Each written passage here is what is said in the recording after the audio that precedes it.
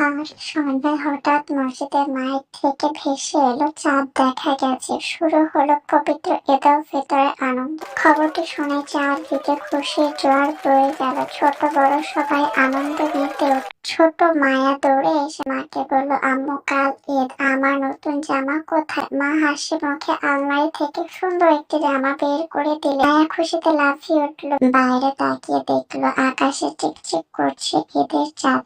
এক টুকরো রূপালি হাসি যেন। রাতে ঘরে শুরু হলো ব্যস্ততা। মা রান্না করছে সামনে, বাবা বাজার থেকে মিষ্টি নিয়ে এলেন। মায়া আর তার ভাই ঘর সাজাতে ব্যস্ত হয়ে পড়ল। পুরো বাড়ি ভরে গেল আনন্দ আর হাসিতে। পরের দিন সকালে সবাই খুব ভোরে উঠে প্রস্তুত হলো। মায়ার বাবা আর ভাই সাইফান ঈদের নামাজে গেল। নামাজ শেষে সবাই কোলাকুলি করে একে অপরকে ঈদ মোবারক জানালো। বাড়িতে ফিরে সবাই একসাথে মজার খাবার খেলো। তারপর আত্মীয়দের বাসায় বেড়াতে যাওয়া, বন্ধুদের সাথে সময় কাটানো, সব মিলিয়ে দিনটি রঙিন হয়ে উঠলো। যখন মায়া তার একটি নতুন সুন্দর জামা এক গরিব মেয়েকে উপহার দিল, মেয়েটির মুখে হাসি দেখে মায়ার মন ভরে গেল।